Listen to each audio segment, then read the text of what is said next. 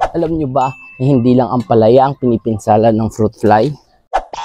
Pati itong ating mga tanim na sili ay prone pa rin sa fruit fly infestation. Kaya hindi ko na i-gatekeep sa inyong product na to. Ito yung fruit fly attractant spray na kailangan mo. Isa pala sa mga sikreto ko guys kung bakit magaganda ang kalidad ng bunga ng sili ko ay itong ating fruit fly attractant spray. Kung titingnan mo yung mga bunga natin, tingnan nyo yung mga bunga. Magaganda. Pero bago ang lahat, alamin muna natin kung ano ba ang fruit fly. Ang fruit fly pala ay isang mapaminsalang peste. Sila ay isa sa mga peste na kailangan nating kuksain.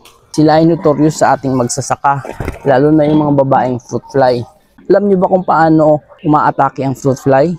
Yung fruit fly nga pala, tinutusok nito yung bunga. Iiwan sila ng itlog doon at pag napisa yung itlog, nagiging larvae na kinakain niya yung nahihinog na bunga at nabubulok. Pag hindi natin na-control ang fruit fly, pwedeng mag-uwi ito sa pagkalugi. Kaya pag nakakita kayo ng mga bunga na infested na ng fruit fly, ibaon nyo agad ito. Huwag nyo pabayaan na nakasabit lang sa ating taniman.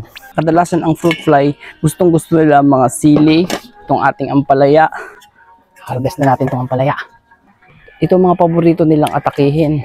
Isa na dito yung ating ampalaya, yung sili, pipino, kalabasa, melon, at marami pang ibang prutas. Maraming paraan pa lang pag-control ng fruit fly.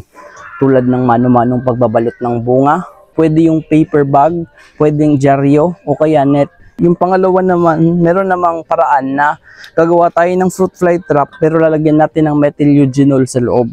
Pero guys, yung isa sa pinakamadaling paraan is yung paggamit ng fruit fly attractant spray. Tara, turuan ko kayo kung paano to gamitin. Ngayon is, kumusta kayo mga best friend? Oops, sandali. Ayan ka na naman eh, ipal ka na naman eh.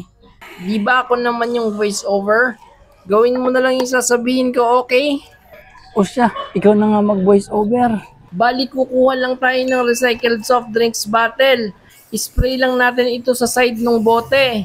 I-shake nyo munang maigi yung bote bago kayo mag-spray. Habang natutuyo nga pala itong ating solution ay mas lalo itong lumalagkit.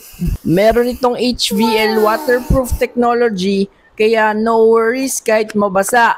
Tumatagal nga pala ang dikit nito up to 2 months based sa aming experience. Kita nyo naman may dumikit agad kaka-spray pa lang namin. Nagiging best friend nata ni Tito Evan yung mga fruit fly.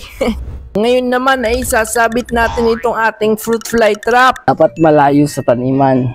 Bakit naman malayo sa taniman? Kasi kung malapit sa taniman natin, para na rin natin inimbitahan sila dun sa taniman natin. Kaya dapat isabit natin at least 30 to 50 meters ang layo mula sa ating taniman. Kaya ano pang hinihintay nyo?